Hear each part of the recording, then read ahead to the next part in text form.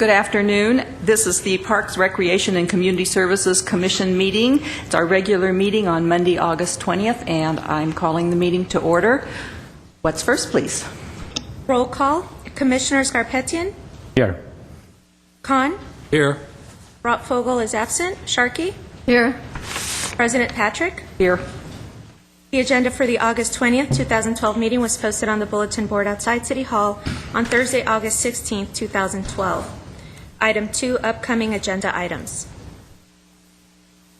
Mr. President Patrick, members of the Commission, we do have some agenda items coming up on August 28th. We will have a request for approval for a contract award for design build services for the Mountain Dew and Catalina Verdugo trails. These are our two trails above the sports complex. One is a trail for wheelchairs and handicapped persons. That's referred to as the Mountain Dew Trail, and then the Catalina Verdugo Trail is a longer trail that goes higher into the mountain above the sports complex. And what's interesting about the Catalina Verdugo Trail is that there is a requirement by the funding source, I think it's LA County, that we use at-risk youth to work on the project, that we hire at-risk youth, so we are ideally suited to meet that requirement through the GYA program, which you will hear more about later in this meeting. And the construction budget is $285,000 for that project. Also on August 28th, we have scheduled an item to request approval to adopt plans and specifications to go out to bid for the Catalina Verdugo Adobe Park and Historic Home, whereby we will be converting a garage into restrooms, public restrooms. We will be doing some roadway and lighting improvements, and we will be pulling out the paving under the trellis at the historic building. We believe with these improvements, it will make the building more accessible and attractive for use by the public for rentals and other events. On September 4th, we have scheduled agenda item for authorization to execute amendment number 2 to the existing 3-year contract with Parkwood Landscape Maintenance to extend the contract from December 31st to June 30th, 2013. This is the contractor that we use primarily for mediums and fire stations and libraries and buildings that are not park facilities. Also on September 4th, we have an agenda item to request approval for a contract with CR Lighting and dispensing with competitive bidding for the installation of holiday lights on Brand Boulevards. This is for the contractor to install the lights on Brand. This will be for a 1-year contract. We do have a proposal in the amount of $62,000. The current 3-year contract expired in January of this year. We hope to use this year to enter into discussions with the brand merchants about the feasibility of them taking over the management of this contract, just like the Montrose Shopping Park Association does. Also on September 4th, we have an agenda item to request approval of a request for proposals for catering services for a new nutritional meals program vendor, and this will be for a 4-year contract. And thus far, that's all that we have on tap in terms of upcoming agenda items. I'll go ahead and transition to the budget update, or do you have to read that into the record? I'll just read it into the record if you don't mind. And that's item 3, budget update.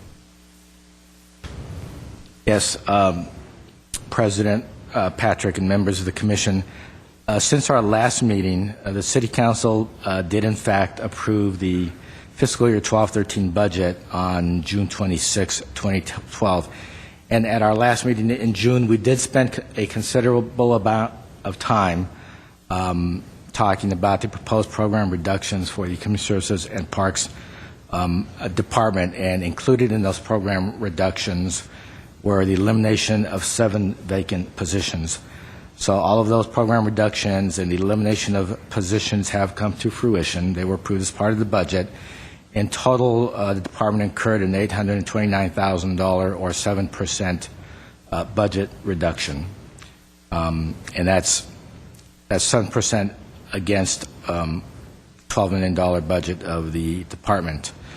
And we talked about one of the keys to closing the city budget gap, which was a retirement and incentive program that was offered to employees that were eligible, and we gave a very general overview of the status of that retirement incentive. We reported at the time 2 months ago that there were 55 employees that had signed up for the retirement and that our target was 85. We have a final count of 121 employees that took the retirement incentive, which resulted in a net savings to the city of $3.7 million to help close the budget gap. It would have been a bigger net savings, except that half the retirements were actually in non-general fund positions. Now, as it relates to our department did experience 19 retirements, which represents 16% of all of the retirements citywide. That includes 8 retirements in the Park Services section, including our administrator.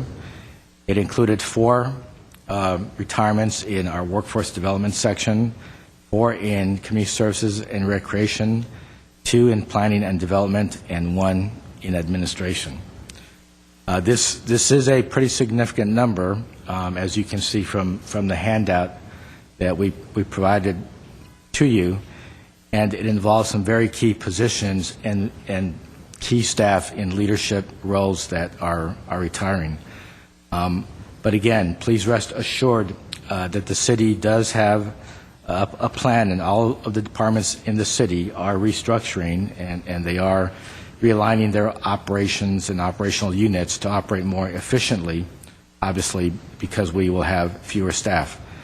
In every case, well, including in our department, we do have plans and ideas that we will begin to share with the Commission in the ensuing months. And in fact, I think Mr. Morello is going to touch on plans that they are working on in Park Services later on this afternoon. But again, we need everyone to be confident that we will be able to absorb these reductions, and we will continue to provide a quality level of service to the residents of our community. It may not be quite the same level of service, but it will continue to be a quality level of service.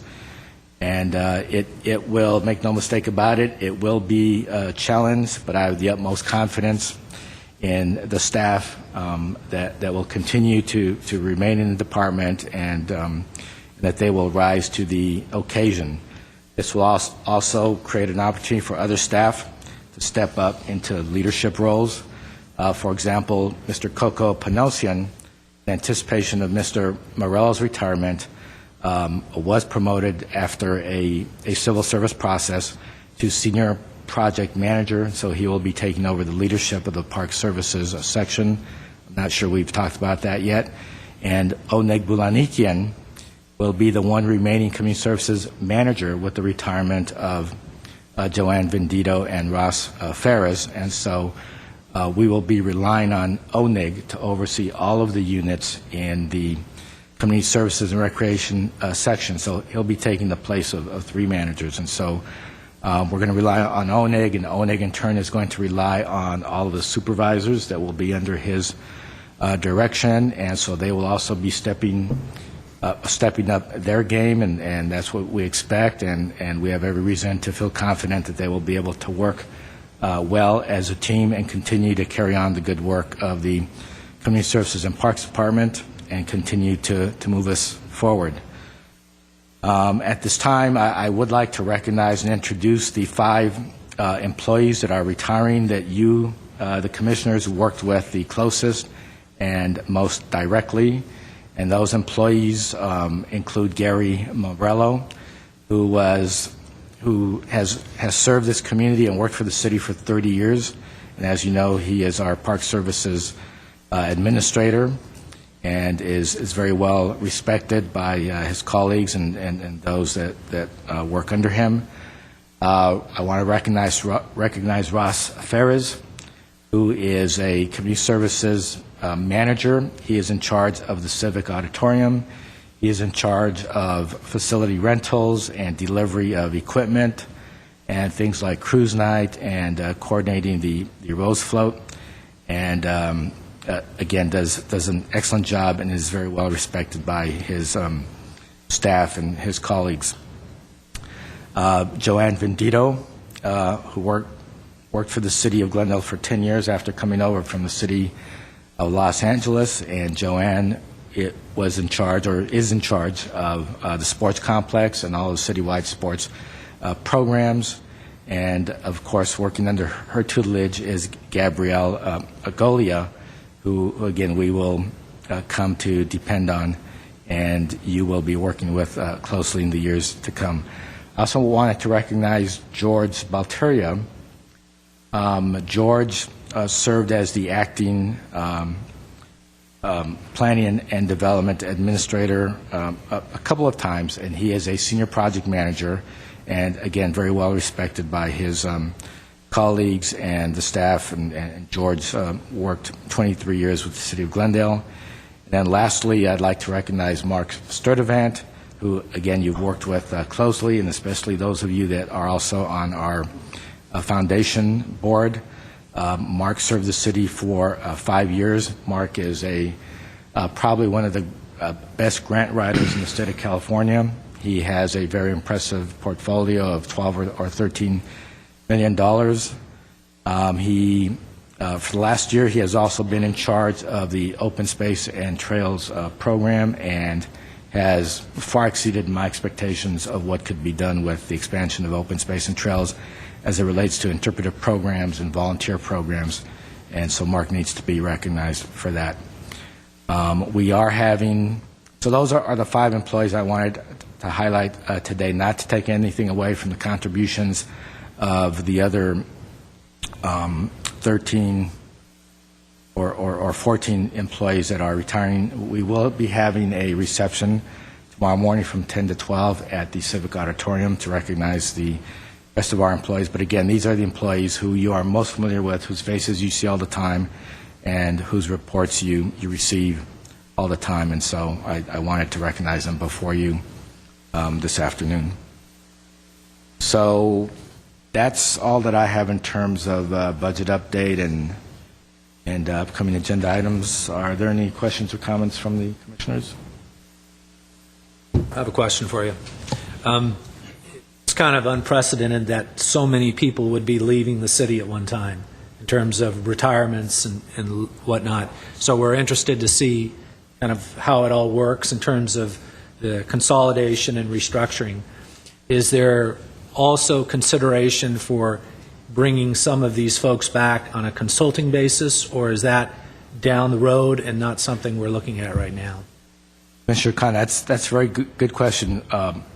There are a couple of positions that we will be bringing back on a very limited hourly basis, either to close projects out, or they're the type of positions that lend themselves to hourly work. But for the most part, the expectation is that we will restructure, we will reorganize, we will be consolidating operations.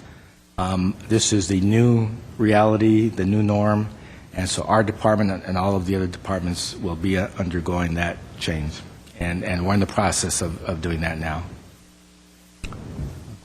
Commissioner Kapetian? Yes, I would like to know when is their retirement starting? When are they going to leave, and how are we going to do our restructuring? Basically, when do we start restructuring? Have we started already, or how does that work? Yes, Commissioner Garapetian, we have been having what we call transition meetings. For example, Mr. Bulanikian has been meeting with Joanne and Ross about the details of their operations and how we are going to be reassigning work. And there are some consolidations. For example, we are consolidating the Brand Studios operation, which is a satellite arm of the Civic Auditorium and customer service. We're bringing them back to the Civic so that they have more support from staff, existing staff at the Civic Auditorium, and so they can better support each other, those two units. Another example is the Youth and Family Services Program. We are relocating that program from Heritage Gardens Park and consolidating them with the operations at Pacific Park, again, because they have structural support at Pacific Park, and that allowed us to eliminate a full-time position by doing that. And that also gives us an opportunity to RFP out to another nonprofit organization the use of that same park facility to have someone else operate at-risk youth employment programs and provide even a bigger base of at-risk youth programs. So we are doing some consolidation. We are having meetings now. We are beginning to put plans in place. So that's what we're doing. Okay, thank you. And again, we'll be able to provide you with more details. I didn't mean to sound so vague. Probably beginning with the September meeting. Mr. Bolanikian, for example, could give you an update and so forth. Oh, and Mr. Panosian could probably give you an update on how he has restructured park services. But again, Mr. Morello will touch on the ideas that we're working on when we get to his segment of. Yes, Coco will give you a more detailed, after what I give you this afternoon. He'll give you much more detail, and you can ask all the questions you need to or want to. Okay. But at that point, I'll give you the thumbnail later on. Commissioner Sharkey. I just want to say what a pleasure it has been working each and every one of you. You're all pros. We're going to miss you terribly, just terribly. You're all did such a great job. But I have every confidence you're all going to live happily ever after in your next step. But we will miss you, and thank you for supporting me all these years and helping me through my commission duties up here. So we'll miss you. I'm looking at this list here of everyone that's leaving, and my math isn't that great, but it looks to me like there's over 370 years of experience leaving parks. And that is going to be quite the challenge for the folks that are left behind. I know that they're all up to it and will do a great job. But I, too, want to thank not only those of you that are in the room today, but all of the Parks employees that are retiring for the many years of service that you have given to Parks and to the city. And I've enjoyed working with all of you. I've enjoyed getting to know you originally when I was at the library and now when I'm on commission. It's been great, and I've been through retirement. I know what it's like to retire, and it's a little bit scary, but when you get through it, you'll have a great time. So I wish you all the best, and like Commissioner Sharkey says, happily ever after. And if you need things to do, we'll find volunteer opportunities for you, yes, one place or another. So just keep that in mind. So thank you so much for everything that all of you have done for the city and the Parks Department over the 370-plus years. Thank you. Okay. Yes. One more comment. Also would like to thank you for your services and wish you all the best in your future ventures. But make sure you come back and visit us, because they asked President Reagan after he retired, they asked him, how's retirement? He said, everything is fine, but it took the fun out of weekends. So make sure you got to have lots of weekends ahead of you. Make sure you come back and visit us, because we're going to miss you. Okay. Thanks again. What's next? Item 4, Commission Staff Comments. Okay, I know we have commission staff comments. Commissioner Sharkey. Well, that's okay to start. Speaking of, if you want to do volunteer work. Our Glendale Parks and Open Space Foundation is just over 3 years old, and we have 2 more fundraisers coming up. And the first one is this Wednesday, August 23rd, and we'll give you a little PSA on it. So.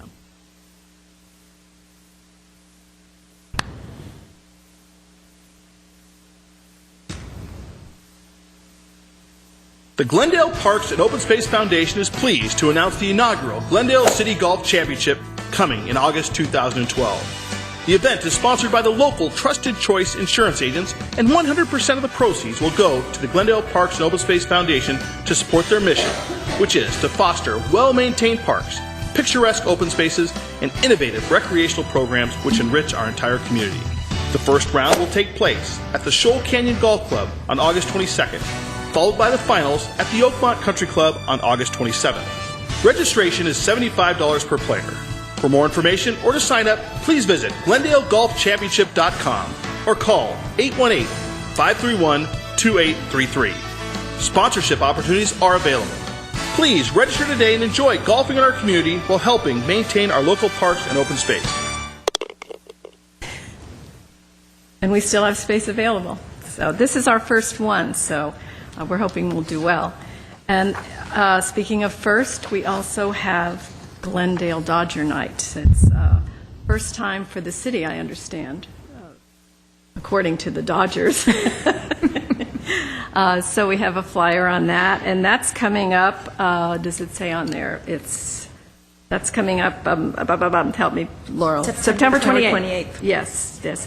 And it's a Friday night. Friday night is also fireworks night. After the game, you go down on the field. You can picnic down on the field, and they are discounted tickets. So, and for example, Lexus bought 50 tickets, right, like that. And if you're have 50 tickets or more, you'll get, I guess, on the flashboard, the Dodgers, so you're acknowledged. So we're actually doing very well with this one. So it's either golf or baseball, whichever. Or both. Or both. Or both, and it's all to benefit parks and our open space and our parks program. So thanks. Thank you. Anything down here? Yeah, I just wanted to mention that I attended Cruise Night, and one of my favorite events in Glendale, and I want to thank Mr. Ross for coordinating that event and putting it together. It was an awesome event, and hot rods and beautiful old classic cars, I'm always there, and it was a great event, and we enjoyed it a lot. Okay.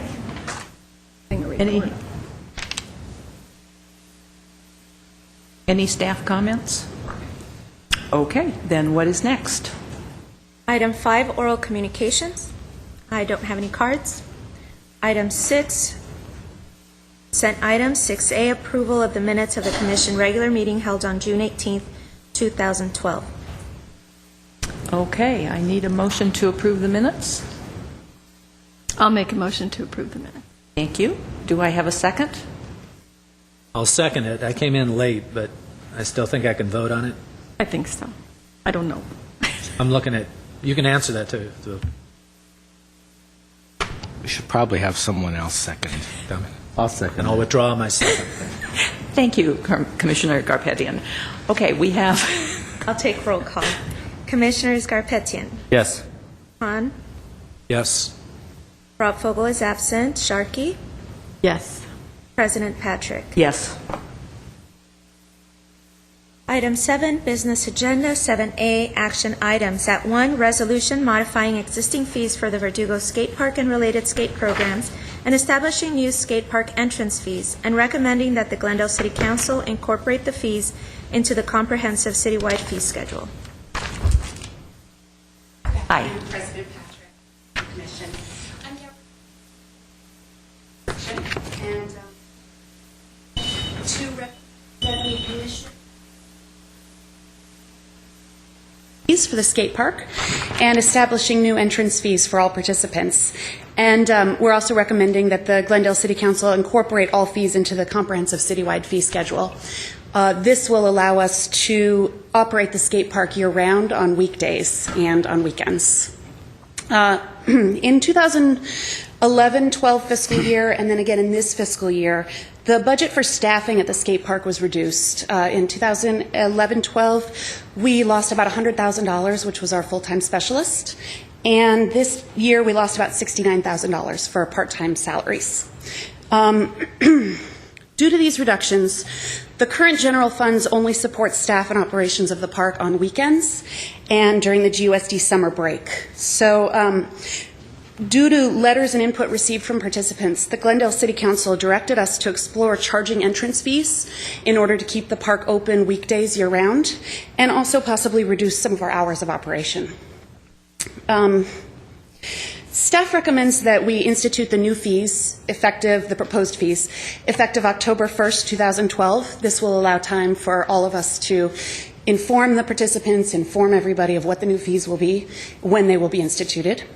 And we also propose to open 1 hour later and close 1 hour earlier on the weekday operations. Currently, we are open from 2 p.m. to 10 p.m. Monday through Friday, and 10 a.m. to 10 p.m. on the weekends. This is the year-round operations. During the summer, we're open from 10 a.m. to 10 p.m. daily.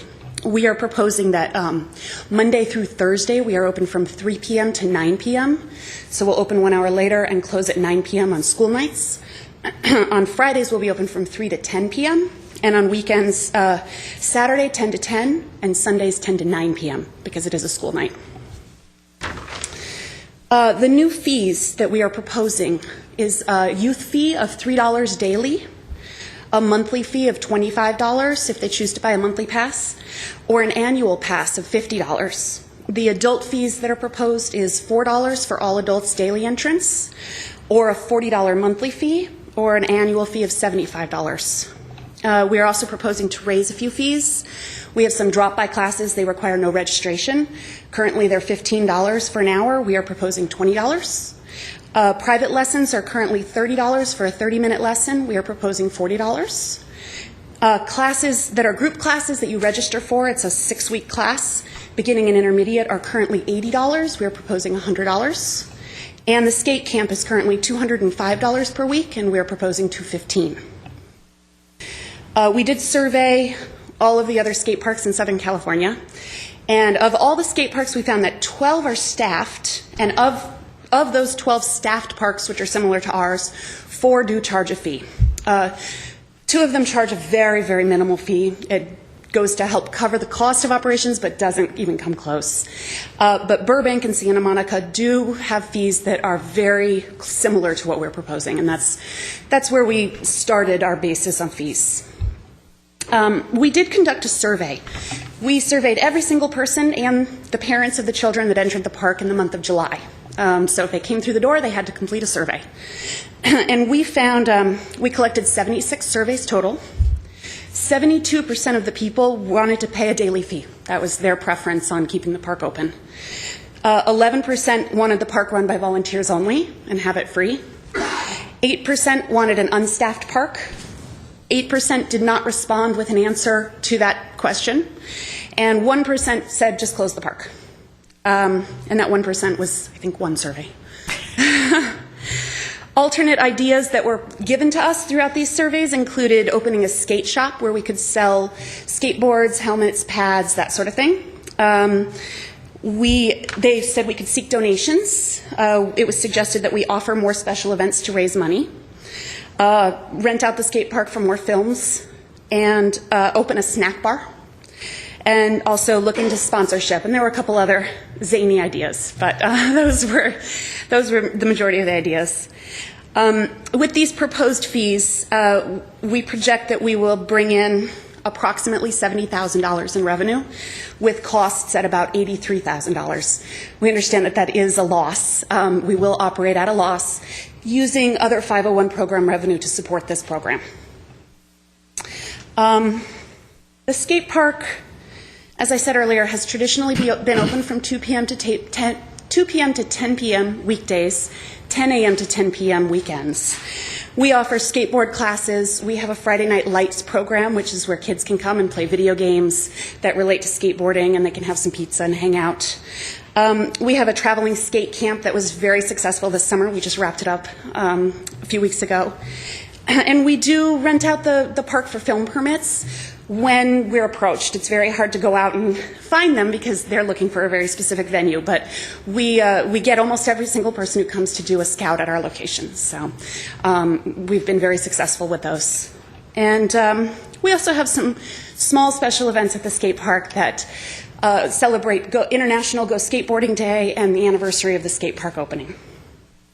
Can I answer any questions? Yes. How many people use the park on yearly basis? How many visitors do we have? It's a duplicated number because the people come back sometimes twice in a day, sometimes more than that, but it's approximately 12,000 people in a year, So, entrances. my opinion, a snack bar will do very well with 12,000 people visiting every year. So, I think that's a great idea, and the very last one was a good idea. What was the last one?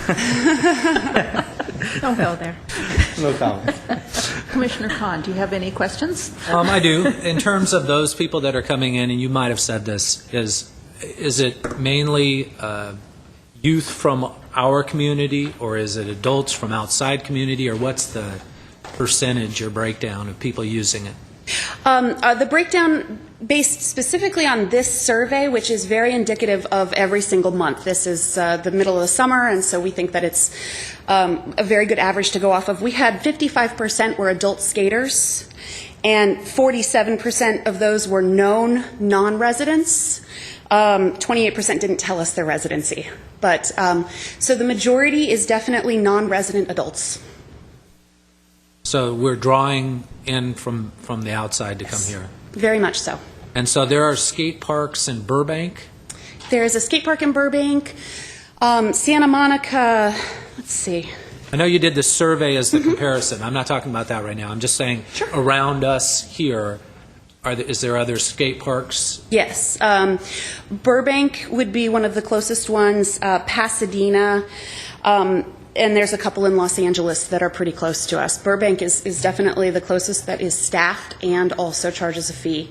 And so our participants would theoretically go there and also come to Glendale. And we're right in line with them. I understand that our skate park is one of the best in the state. Yes. And that's coming from skateboarders. So it's a beautiful, beautiful skateboard park.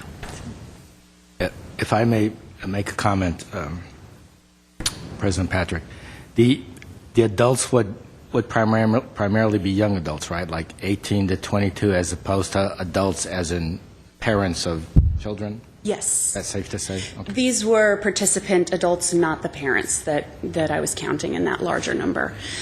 We have a lot of specifically young men that are coming from around the area. They like to skate.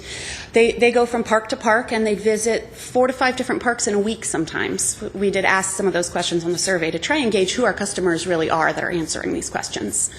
So the people that will be I guess, hit hardest with a fee increase would be these young adults that are traveling from other areas and visiting numerous skate parks. Young adults that hopefully have jobs. Hopefully. Hopefully. And do we, the city, the Parks Department, operate this, or is this a contract that we have with a consultant, or how does that work? This would be staff operated. We would change our operations slightly. Right now we have 2 staff working during the evening hours that are both out at the gate. And then in the afternoon hours we do have 1 staff at times. That was part of some of the cuts in the last year. And in this new proposal we would have 1 staff in the office at all times. People would pay inside the office where the money would be secure with a safe. Okay. I noticed that we have gone from we weren't charging for residents, but we were charging for non-residents. And in the past, kind of citywide, there's been 1 fee for residents and 1 for non-residents. And this now is just 1 fee for adults and 1 fee for youth. Is that a trend as to how we're charging fees in the city now, to separate or to bring the non-residents and the residents into 1 fee group? Or is that did we make that decision about the skate park for some specific reason? I can speak to the history of the programs in sports specifically. This is actually the only program where we have charged a non-resident fee up until this point of time in the sports section. And the reason we had done it is because of the larger number of younger adults that were coming from outside the city, and we wanted to provide a free skating service to the residents. In the other sports-related programs, we have opted not to charge a resident fee for a number of reasons, some of which are related to grant funding for the facilities, and the other reasons might be because it's difficult to establish and determine residency when it's a walk-up customer who just wants to drop in for the day. So with the skate park, we spoke with the staff that work there on a regular basis and are collecting those non-resident fees, and it was really the latter, the difficulty in verifying residency, that made us decide, let's just charge a flat rate for residents. Okay. Thank you. Anything else? Commissioner Khan. So our comparisons are for Burbank and Santa Monica mainly. I mean, I see a whole list of it, but for the staff parks. Yes, So Burbank separates out resident and non-resident. they do, and they do that with all of their programs. Every league, every aquatics program, entrance fees, Burbank That's has... just the way they operate. Yes. Okay, great, thanks. Okay, thank you very much. So I guess we need a motion.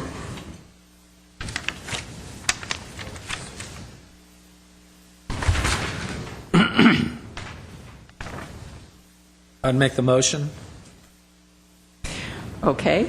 If I'm supposed to read something, I'll read it. Resolution modifying the existing fees for the Verdugo Skate Park and related skate programs, and establishing new skate park entrance fees, and recommending that the Glendale City Council incorporate the fees into the comprehensive citywide fee schedule. Okay, do I have a second? A second. All right, roll call, please. Commissioners Scarpetian, Yes. Hahn, Yes.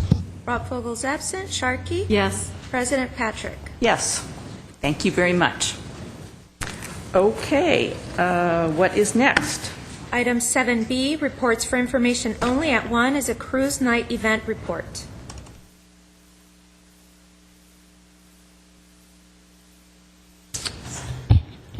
President Patrick, Commissioners, City Staff, Ross Ferris, Community Services Manager. We had a very successful cruise night. As you know, for the last several years, cruise night have been funded through the redevelopment agencies. And when the redevelopment agency was eliminated, we made the decision, the council made the decision, that we should have a cruise night, but we should scale it down to save money. Cruise night traditionally had been funded around $95,000, and we came up with a scaled down budget of $42,000. We arrived at that number by eliminating the major entertainment and reducing some of the other items. One item was the T-shirts that we put in the goodie bags for the car owners, things like that. We actually came in, when cruise night was all said and done, just about $4,000 under our budget, $38,900, and we did that primarily with the terrific work of the Cruise Night Committee and staff support. As we went through the planning process, we had 351 registered classic cars. The oldest car was a 1915 Model T Ford, and they went all the way up through 1979. We had a 1979 Buick, which was one of our newer cars. We had just about 40,000 people. The attendance was down just a little bit from previous years. We had 45 to 50,000 a couple years, but the 40,000 was a great number. We got started in planning a little late because we had to go through the council, and we played catch up and we caught up. The event took place on July 21st from 5:30 to 10:30. The main stage, one of the changes was we moved it from Milford and Brand down to Wilson and Brand, and we used our department stage. We did not bring in a professional sound stage. And that included the lighting, which we probably should try to rectify in future years. Our stage worked pretty well. Not perfectly, but pretty well. Everybody got a great view of the entertainers. The lighting, though, I had a recap meeting last week, and one of the major things was we need to plan additional lighting in the stage area so that people can see the entertainers and GTV6 can film the event. We had three groups: the Dukes of Doo-Wop, Creedence Relive, and Surf and Safari. They performed at 5:30, 7, and 9 o'clock, so there was continuous entertainment throughout the evening. And it's interesting. We had terrific response this year in spite of our scaled-down event. We had $259,000 worth of in-kind contributions by the radio and TV stations.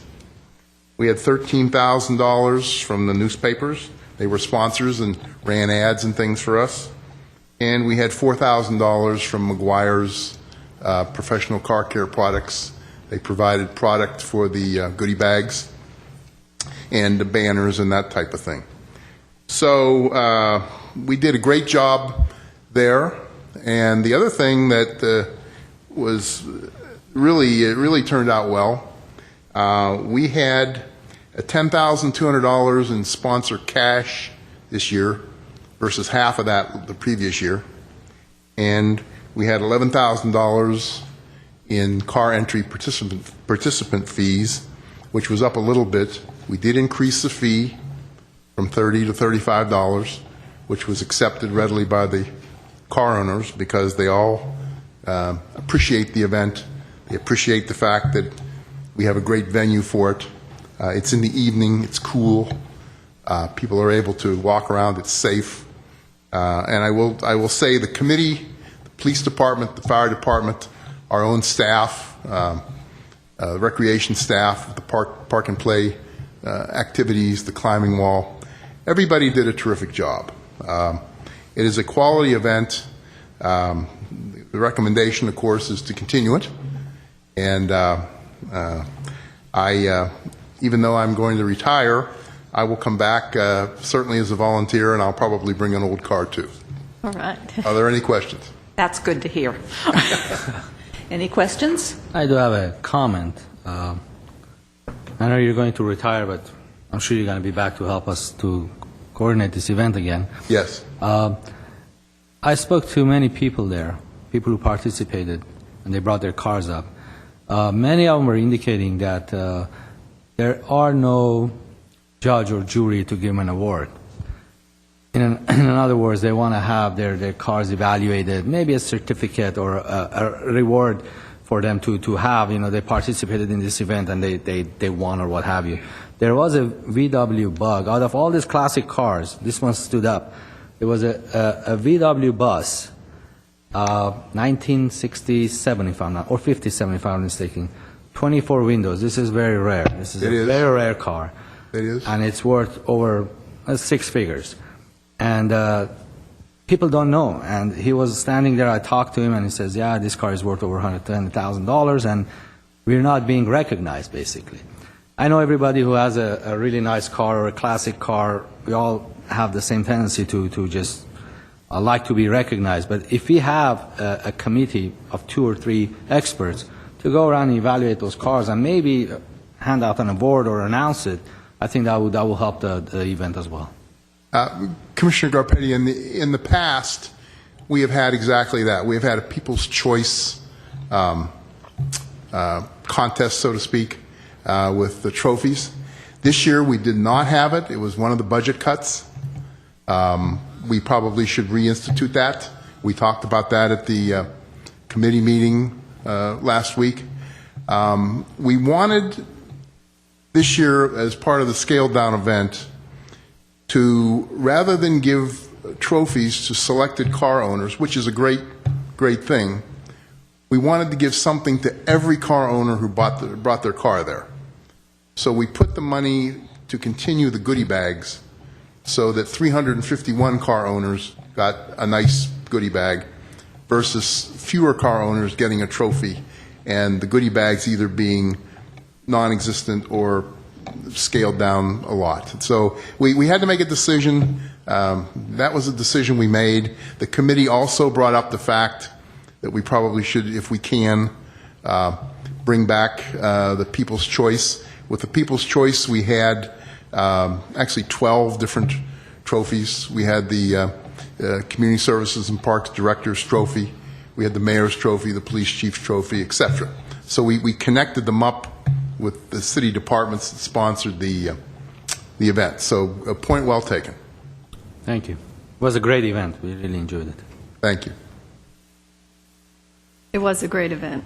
Everybody was just so happy. And I know we cut down on the music, but you'd never know it. I didn't see all the groups. I did see the Dukes of Doo-Wop. The lead singer is a friend, actually, but they were great. And I noticed people were stopping, people who were walking by.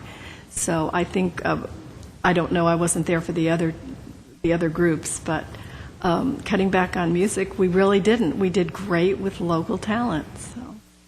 Thank you. Congratulations, by the way. It was a great night.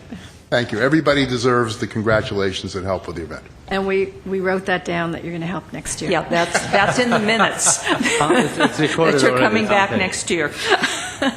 Okay, thank you so much. What is next? Item 7B2 is Glendale Youth Alliance GYA Summer Youth Program. Good afternoon. My name is Karina Gregorian. I'm the Community Development Supervisor for the Glendale Youth Alliance.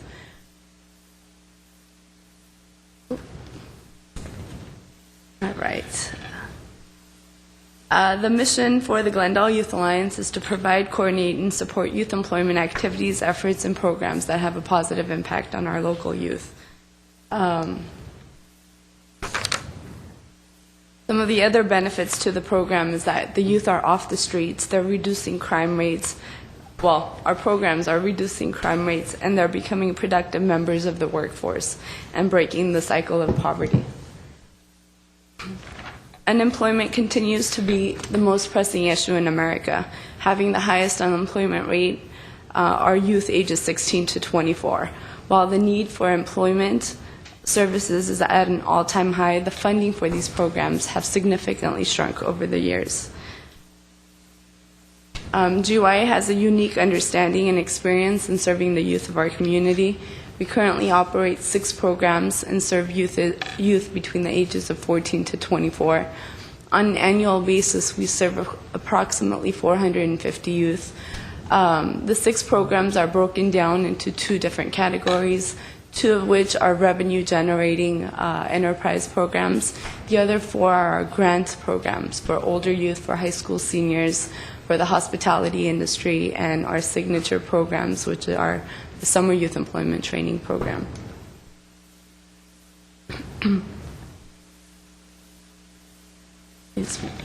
Over the past 2 years, the Glendale Youth Alliance Board of Directors and staff have taken a serious role in raising funds to be able to provide these essential services to the youth of our community, specifically the summer program. On March 21st, GYA held its first annual inaugural art exhibit fundraiser and brought in over $10,000. And in addition, thanks to sponsors and community supporters, GYA was able to raise $30,000 in our annual Employees of Tomorrow Luncheon and Award Ceremony on July 11th. All the funds raised through the fundraising efforts were put back into the programs and serving the youth of our community. Participants in the Summer Youth Employment Training Program receive life skills and pre-employment training and also paid work experience. The Brush Clearance Program serves the youth, the youngest youth, between the ages of 14 to 16 with a first-time job experience. On closely supervised teams, these youth spend 6 weeks removing overgrown brush on over 30 parcels of city-owned land, and most of which are on our public hillsides at the parks. Youth who already possess some basic skills are placed in jobs in the community, such as the local hospitals, for-profit businesses, retail outlets, any kind of work site you can think of. We had over 1,000 applications for this program, for the summer program, and we don't do any marketing for summer because of the funding limitations. We were very fortunate to be able to serve a total of 138 youth this year. Last minute, In July, we did receive some funding from LA County, and we were able to bring on 53 youth. With our fundraising efforts, we brought on 40 youth, and with the Summer Brush program, we were able to serve 45 youth.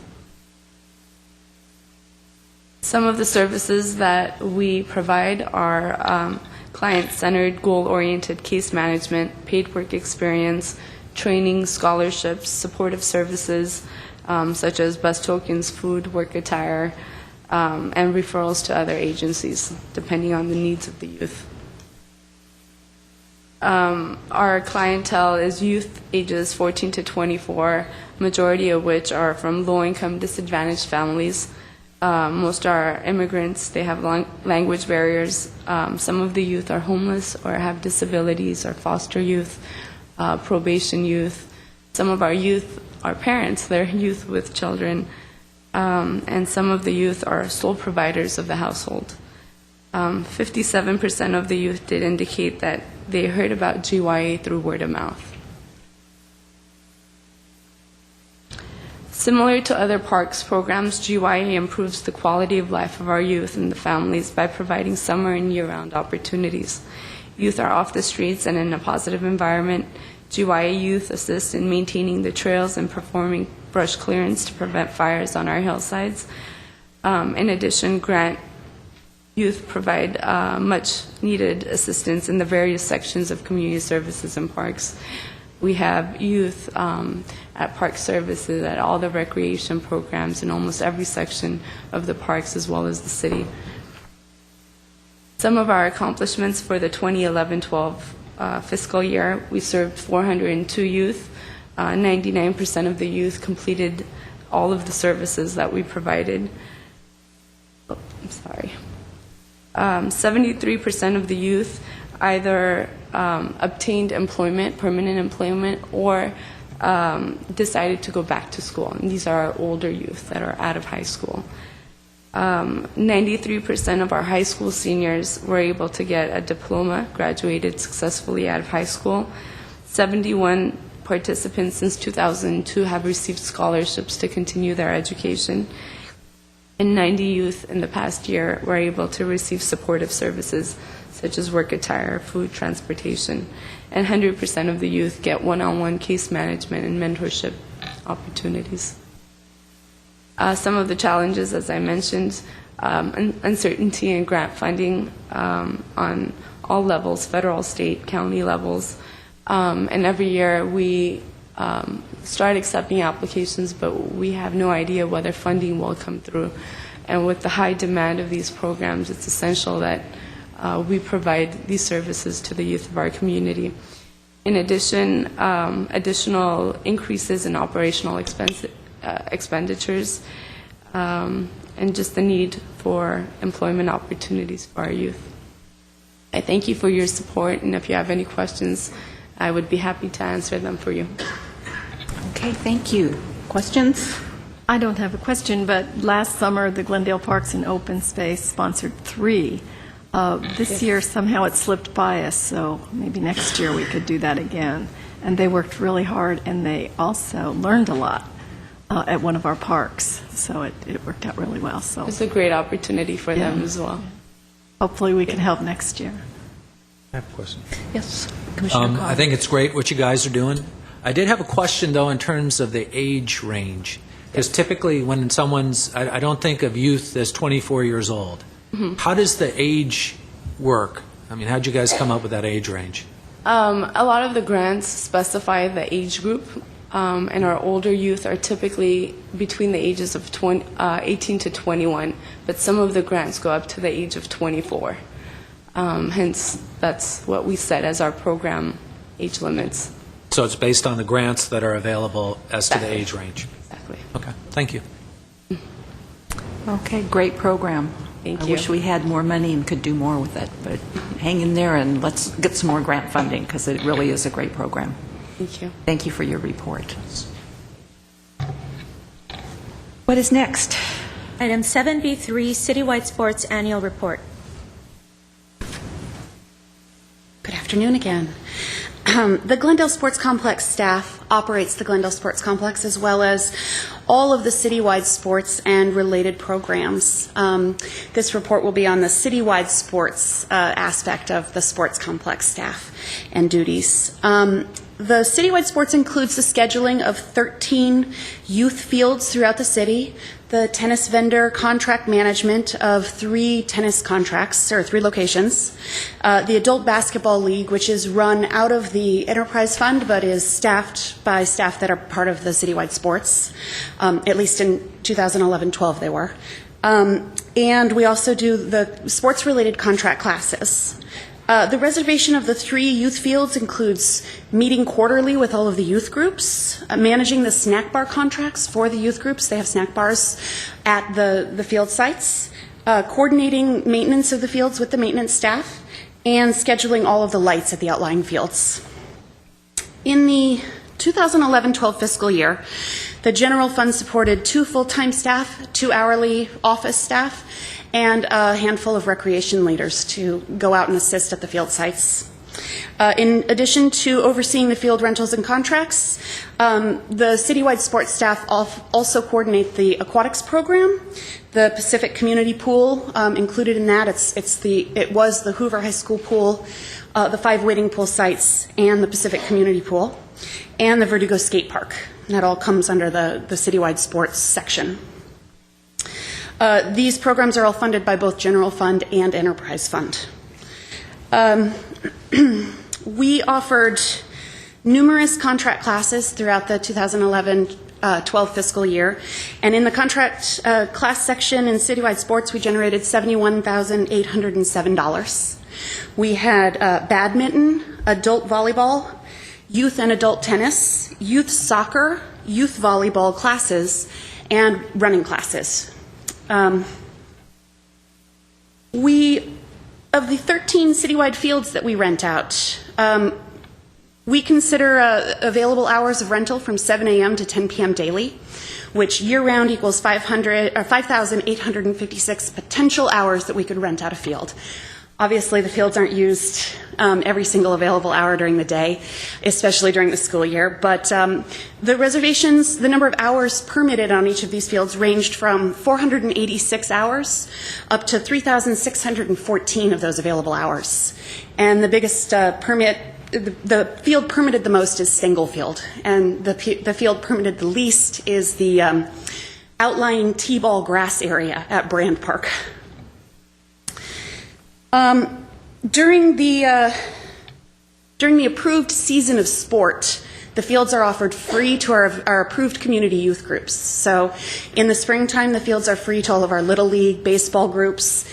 During the fall, it's available to AYSO for free. We do have some cross reservations during the off seasons, and the groups do pay for the fields in full when it's not their season of use or their season of play. In 2011-12, we generated $62,957 in field rental revenue. And that was mostly due to Glendale Little League playing fall ball. And we also did have the Wood Bat League come back again this past year. They paid $4,000 for the use of Stengel Field. And this amount also includes their first half of their payment for this summer's play because it fell into the last fiscal year. We have 11 tennis court facilities in the city of Glendale. 7 facilities are free to the public on a first-come, first-served basis.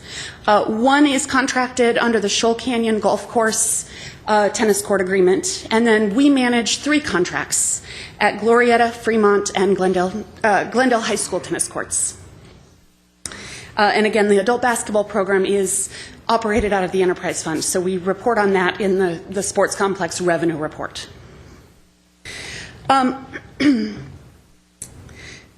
This year, in the citywide sports enterprise account, we generated $209,899 with profit of $86,369. So it is a successful program. Can I answer any questions about it? Questions? Commissioner Garpetian. Sorry, Commissioner Garpetian, would you mind turning on your mic? Yes, thank you. I'm looking at the list of the fields. Yes. Glendale Sports Complex is not in here. No, the Glendale Sports Complex is operated out of a separate budget. It is a standalone facility, and we do a separate report on that annually. So Okay, this so- is the 13 citywide fields. Okay, so that's why Stan Glen is being more used than Sports Complex in this list, because between Sports Complex and Stan Glen, which one is no Sports contest? Complex is significantly Because higher. I was surprised that Stan Glen has more usage than Sports Complex. So. All right, thank you. You're welcome. Yes, Commissioner Khan. What do we do with the profit that we generate? The profit is put into our enterprise fund. It helps to support programs that may be operating at a loss each year, and such as potentially the day camp programs or other programs that the department has decided are valuable services to be offering to the public, but may not be turning a profit at the end of each year. So is it just for other enterprise funds, or is it also for general fund support? This particular funding would not cross over unless we charge staff or transferred programs over into the enterprise fund, I believe. I will defer to Jess on this. As President Patrick, Commissioner Khan, we can use enterprise funds to support other operations or capital improvement projects associated with enterprise programs. For example, what happens to the profit is it remains in a fund balance or a reserve account. We need that reserve account to build to a certain level because we're going to need it, for example, to replace the artificial ball fields at the sports complex, and that might be anywhere between $500,000, $600,000, $700,000, and that's coming up.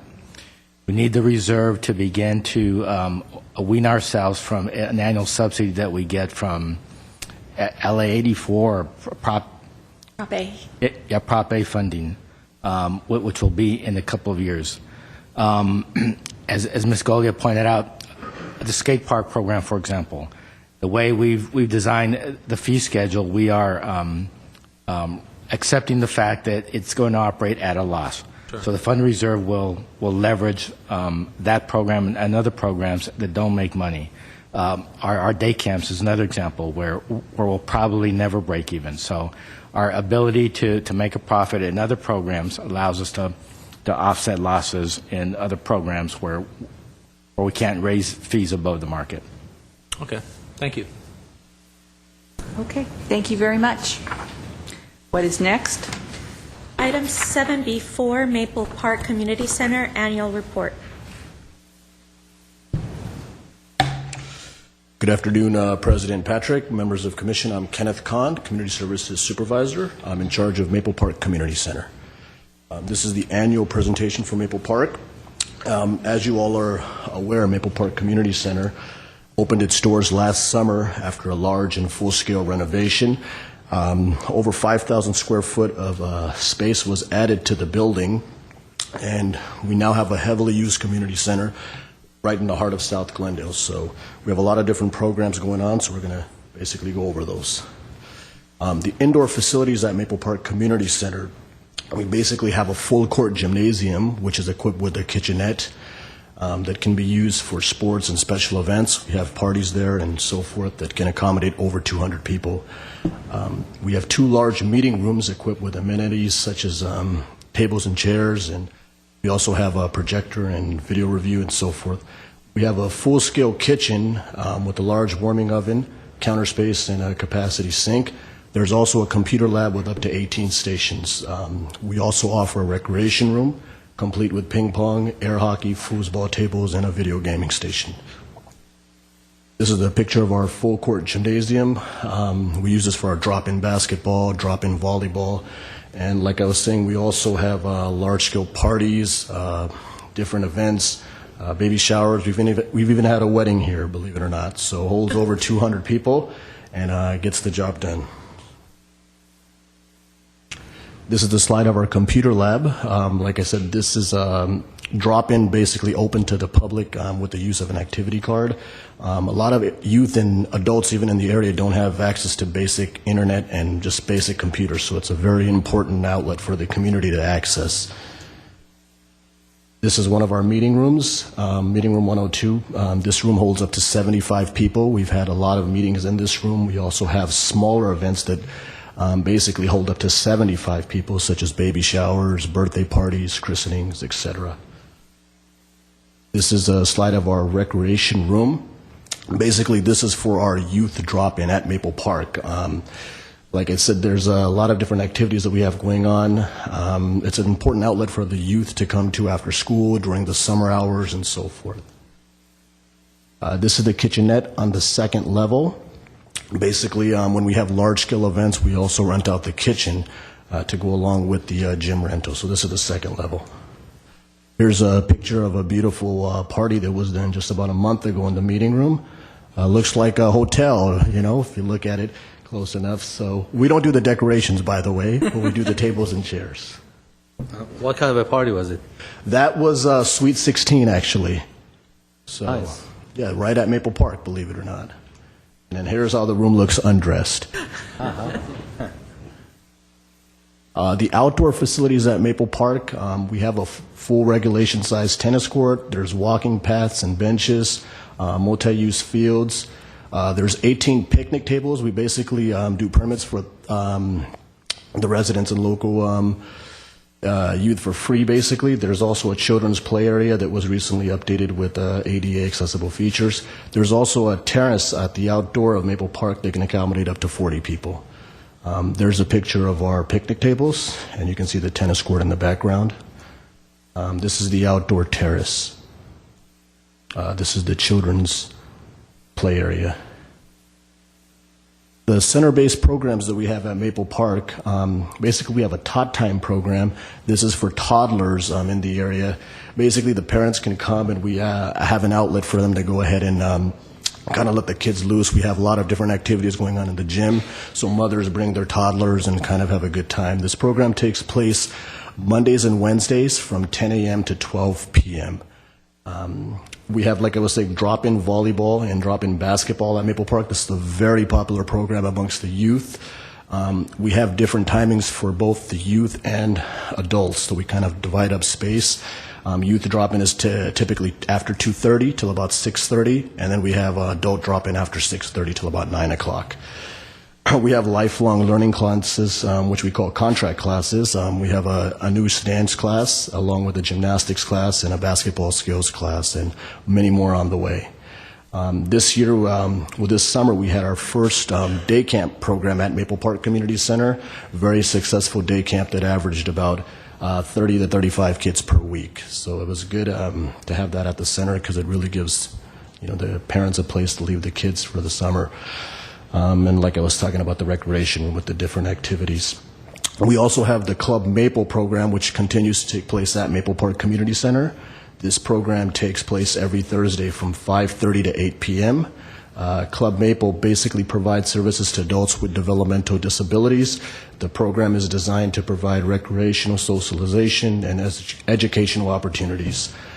Staff members provide free drop-in activities which are age-appropriate and skill levels in a friendly and safe environment. Here's a picture of the Club Maple program, a very popular program at Maple Park. Here's a picture of our Stars Day Camp that I was referring to. The Parks Department actually offers a movies package, which we call Flicks on the Go. If you remember the old Movies on the Park program, where you basically had a large inflatable screen and the speakers that took place on the different park sites, the program is still alive for a private fee. Basically, the way it works is we come out, we do the setup with the screen and so forth, the speakers. If it's a private rental, we basically charge $750. That includes licensing of one movie. If it's a nonprofit organization, we do it for $550. We just have to kind of make sure that there's enough space. We need about 20 feet before in the front and the rear of the screen. So if you have any questions, you can always give us a call, and we can give you more detailed information. So, any questions? Commissioner Garabedian. Yes. How many staff members do we have to run all these programs? Well, there's, as of the moment, there's 2 full-time staff, and then there's about 10 to 11 part-time hourly staff. So, That's great. I mean, that's awesome. 2 members. Thank you. Okay, thank you very much. Thank you. And what is next? Next is item 7B5, monthly activity reports at A, Human Services.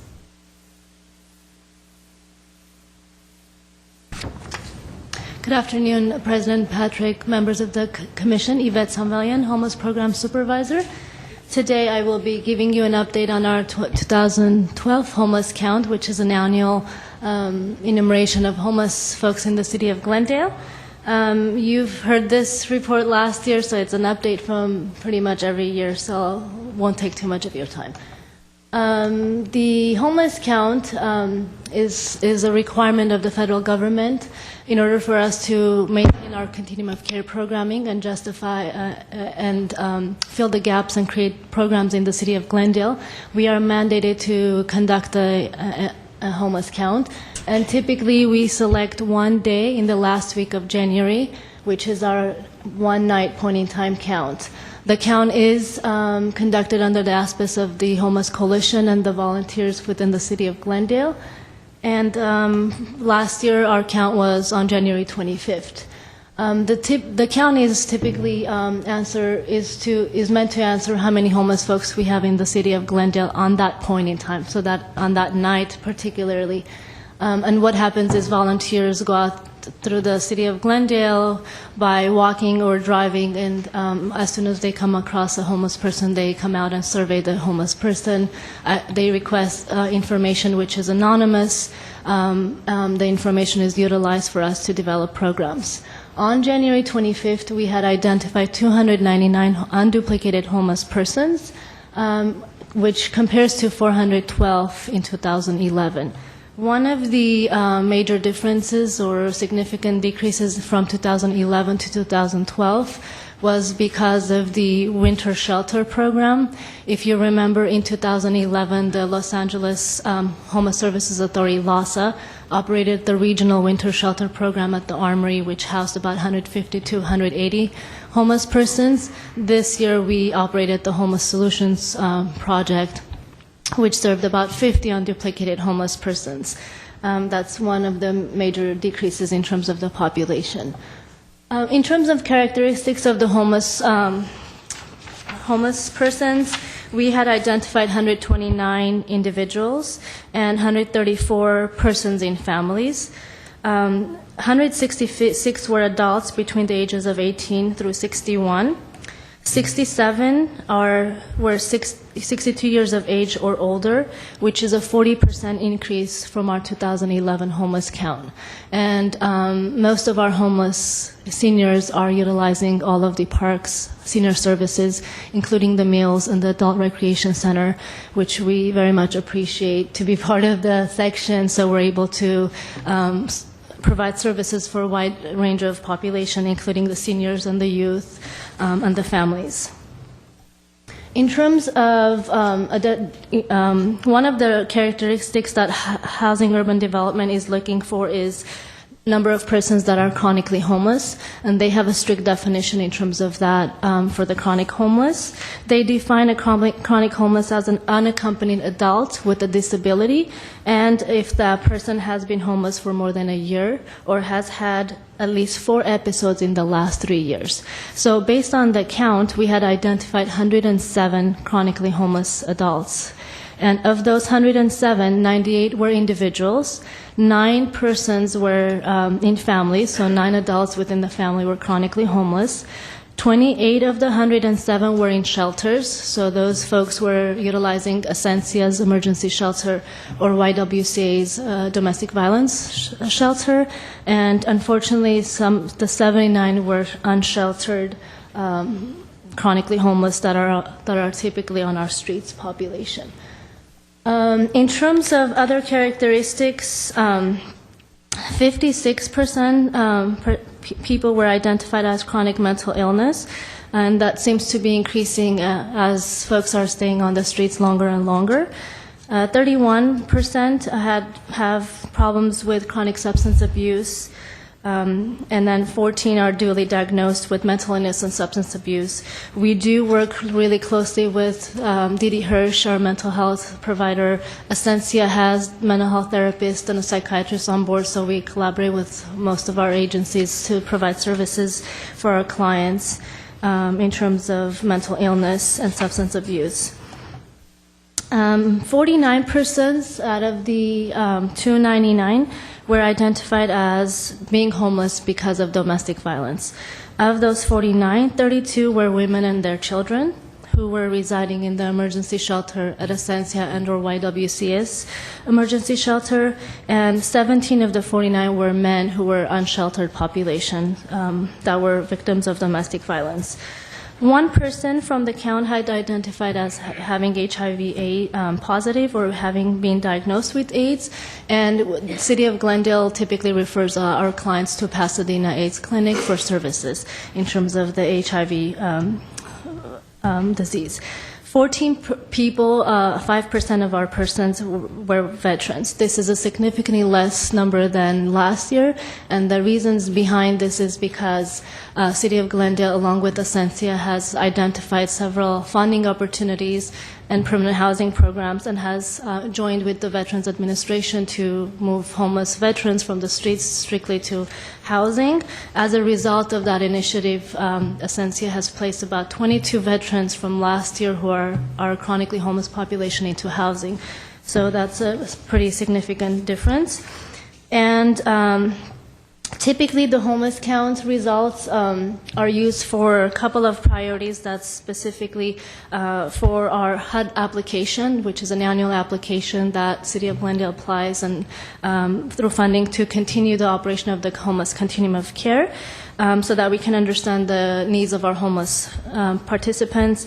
In order for us to create different programs or meet the needs of our homeless participants, the county is identified, and then we utilize this information to request for additional funding so that we're able to meet create programs where the needs are not met.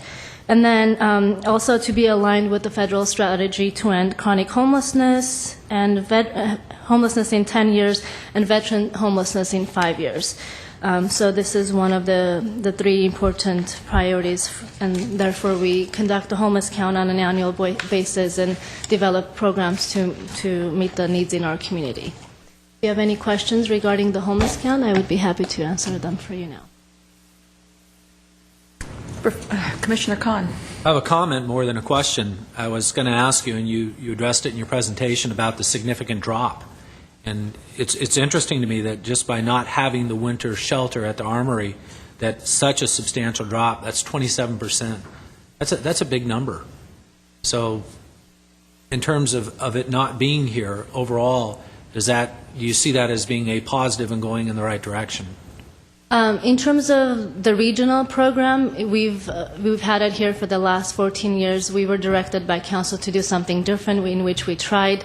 LASA did issue the application this year for the winter shelter program, and Ascensia is applying for it for a smaller scale to serve 60 persons in Glendale, prioritizing Glendale residents.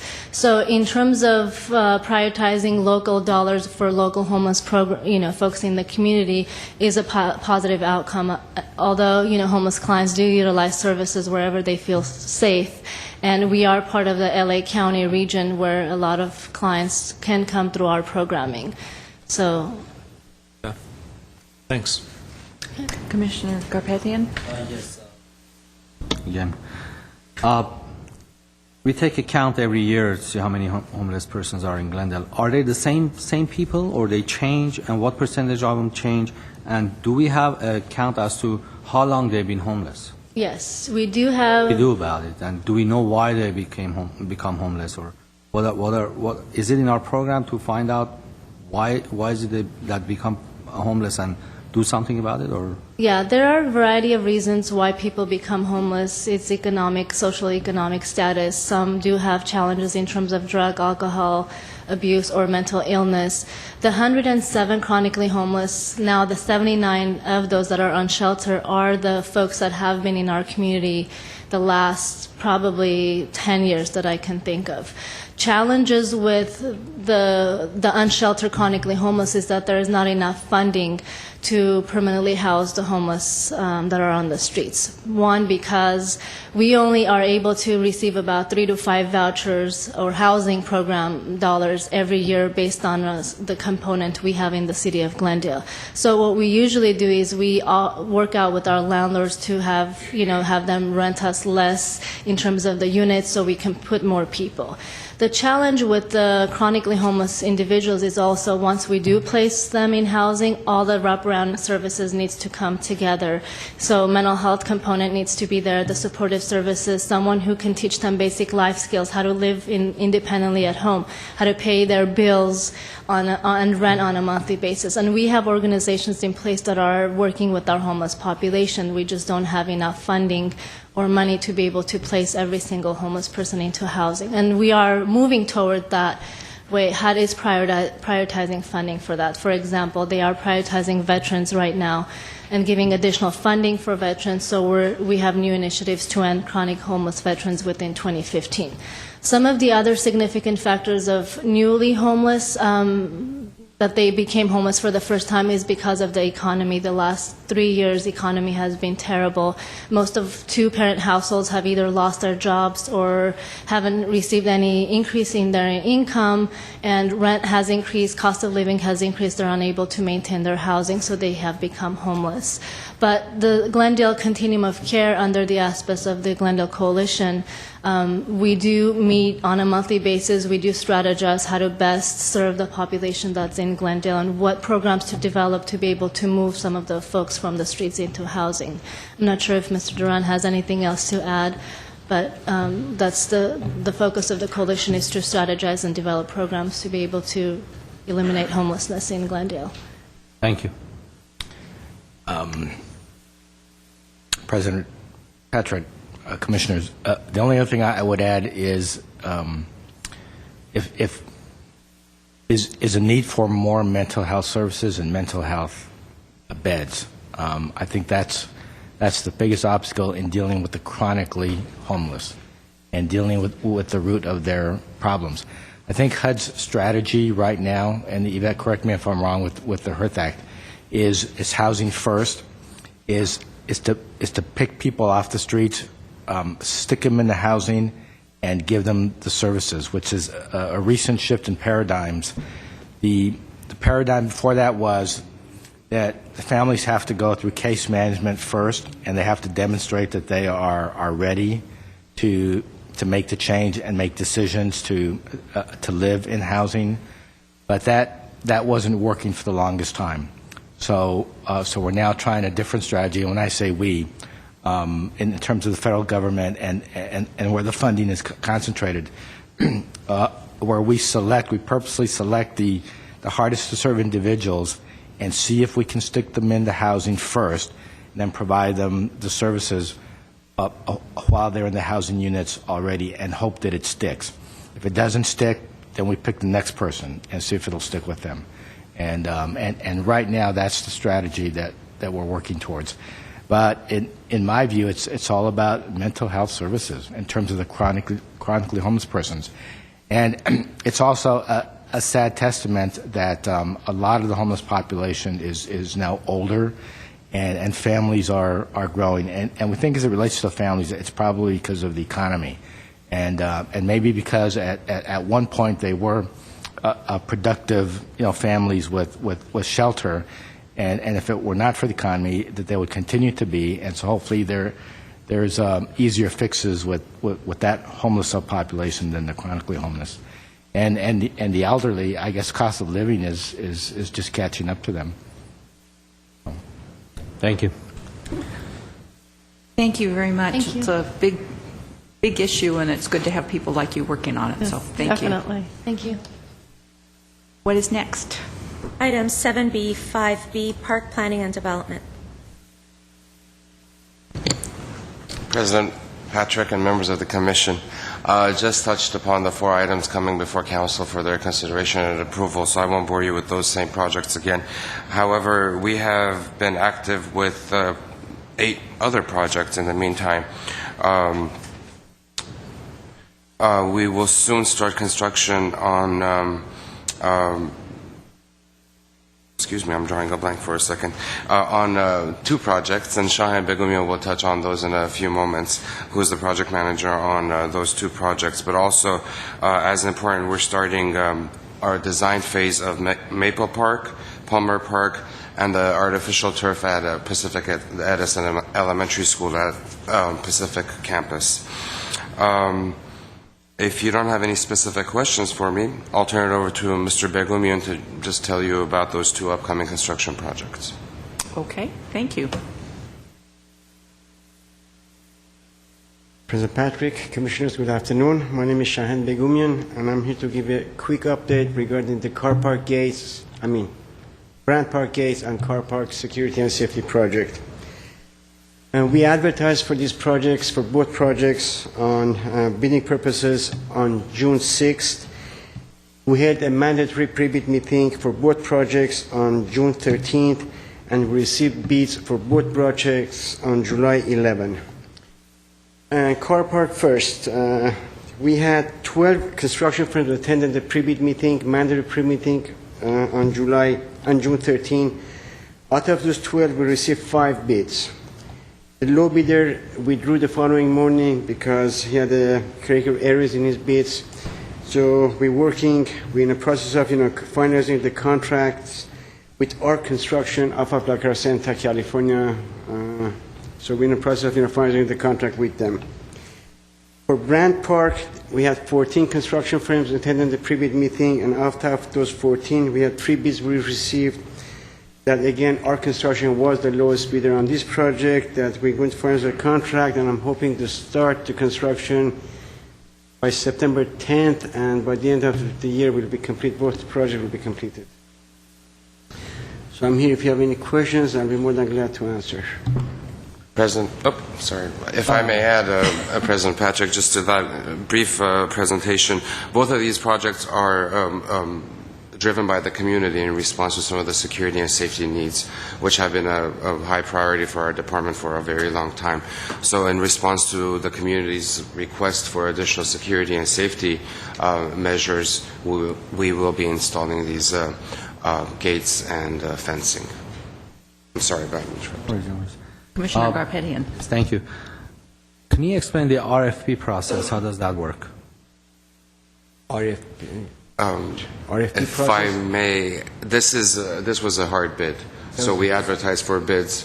We complete the construction documents, then the City Council approves those construction documents, then we will advertise them for bids, and it's price-driven. It's cost-driven. The proposal is based on, or the selection process is based on the lowest, most responsive bidder. And how does that advertising work? Where do you? There are certain agencies that the contractors use, Dodge and like the city clerk does that. City clerk does the advertisement. They get printed in the local papers and different construction industry publications. Okay. Very good. Thank you.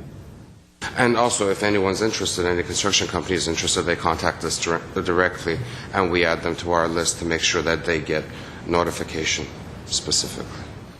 And if I may take advantage of, I also want to add that Maple, Palmer, and the Artificial Turf Project, all 3 of them are CDBG grants, are being funded through CDBG grants. And we're very excited about those projects because they are going to be serving our most densest and heaviest used parks. But also, we're hoping that, as Jess indicated, once the new reality comes to a practice and the dust settles, we'll bring forward some of the projects that got approved during the budget process using some of our development impact fees. So we look forward to that presentation to you in the next few months. Okay, thank you. Exciting. Yeah, thank you. Okay, any more comments? All right, thank you very much. Thank you. And what is next? 7B5C Park Services. President Patrick, Commissioners, my name is Gary Morello. I'm the Park Services Administrator. I'm going to touch on what Jess alluded to in the very beginning on the restructure of the department a little bit. We've basically been trying to deal with the weather right now, so after all that's been happening, we're doing our best to keep the grass green and keep the parks clean. But after about 6 meetings of 2 hours apiece with 6 managers and countless one-on-ones with the managers meeting, together we restructured the department in such a way that I thought originally we were going to have no staff in the parks. But we're going to be able to keep about 7 or 8 parks 90% staffed all day. We're still going to be able to have that. The community seems to like that. I think it's a good idea. And we worked very hard to try to keep certain parks with staff members in them for as long as we could. They will be augmented with help from a roving, I won't say crew, roving individuals who will be directed to certain parks. They'll be, we won't neglect anything, we won't ignore anything, we will be severely limited on our response time on some of the stuff. Some of the tasks, we'll prioritize everything we're going to do, and everything will get done. We're still committed to making clean parks, usable parks, inviting parks, and clean ones, but the weekend work will be a daily work no matter what. The litter will be picked up. The restrooms will be maintained on a pretty much 7-day-a-week basis. Weekends for sure, Saturdays and Sundays, every Saturday and Sunday that will be taken care of. Some of the mini parks that don't have a restroom, don't have an opening and closing gate or mechanism may not be hit every day. And again, those days might be like a Tuesday or a Thursday right now. We're going to put this into practice starting with next week because it matches a 2-week schedule that we have come up with on a bi-monthly basis. Every 2 weeks we have the same routine tasks. The gardeners put their initials down, or the maintenance workers put their initials down, and they put down how much time it took to do each task.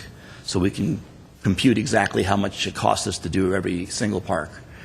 The mini parks, like I said, there used to be a mini park group or a mini park supervisor. That position is lost.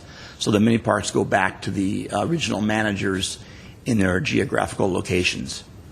So those managers are now being taken over. Those mini parks again, we also have picked up the sports complex as far as maintenance goes. Gabrielle still maintains the reservations and the programming of it, but we will now take care of or be responsible for the fields, both the artificial and the other fields. Felt it was the best use of our resources because we're better doing that than we are the programming part and put people in their better locations. Again, we're going to work. We are working tirelessly right now to make sure that nothing gets missed, nothing gets ignored, nothing gets delayed too much. But there's going to be a real challenge for the guys and ladies that are left out there to do the work. Again, we're working very hard. We will tweak it. Coco Panosian will probably give you a much more detailed description next month, and he'll maybe be able to give you some results too, or what they've changed. Right now, like I said, it'll be put into practice next Monday because it matches a 2-week schedule that we've been writing on. And I want to commend all the managers, Coco himself, Aram in the office, Chris Peplow, Lou McLaughlin, Bill McKinley, Raymond Wong.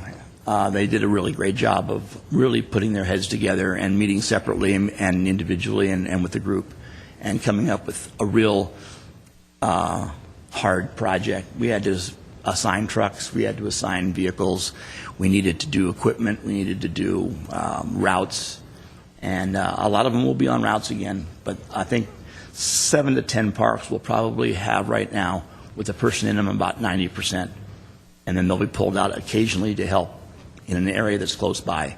We try to do it geographically. If you have any particular questions, I'll be happy to answer them. I'd also like to add one last thing. It's been a great career for 30 years. I appreciate working with everybody I have in the field, both outside the Parks Department and inside the Parks Department, the commissioners included, all that. It's been a wild ride, and it was fun while it lasted. So anyway, again, any questions you have, I'll be happy to answer. How come you didn't wear a suit and tie today? I thought you were going to. Give us a If real my treat. original retirement date had been in December where it was like 65 degrees, I probably would have. We'll miss you. But Greg. I We'll couldn't miss bring you. myself to it today. You've left quite a legacy. Thank you. Thank you. You have any questions? I don't have questions. We're going to miss you. Thank you. Appreciate that. It sounds like you've been working really hard in your last few weeks. It's been a whirlwind, I tell you. It really has been. Even a Saturday. Yes, that's right. Weekends included. It's just it's a lot of things to do to get settled all in one time. This has never, in my 30 years here, has happened like this before. So it was a learning experience for everybody that concerned. But I think we'll come out for the better of it. I think the guys are really focused on what they need to do and how they need to do it. And again, working in conjunction with CIP and with the development, park development, and recreation, and so on. I think we'll be good. We'll be real good. You're leaving a strong legacy. Thank you very much. Thank you. Thank you. Thank you. Okay. Anything else? Yes, we have item 7B5D, Recreation and Community Services. President Patrick, Commissioners, Ross Ferris, Community Services Manager. As you can see in your packet, we had a busy month in the recreation area. We had our 8th Theater in the Park program, Shakespeare in the Park at Glen Oaks Park. It was attended by 275 people, and play was Romeo and Juliet. We are operating this so that the community has a chance to utilize our parks and can relax there and enjoy a play. It doesn't take the place of our summer concert series and things that we had previously that hopefully we can bring back in the future. But it is something, and we were happy to offer it. The customer service office produced over $17,000 in revenue during July. This is our busiest time of the year. This $17,000 in revenue represents just a little over 400 permits. Those permits are for weddings, pictures, picnics, contract classes, the lifelong learning classes. And this is just the customer service office. That does not include Pacific, the Chevy Chase Library, where Brand Studios is now located, and the permits that they issue. It's very busy. The staff has done a marvelous job, as they always do this summer, handling the various requests from the public, making sure that the reservations are properly attended to, that the signs are put out, that the area is kept for the residents, that they have everything they need. The Civic Auditorium started off a little behind the 8 ball here, primarily because last year we had a cooking school up at the Civic that took place in the evenings. That particular cooking school purchased their own building, so they left.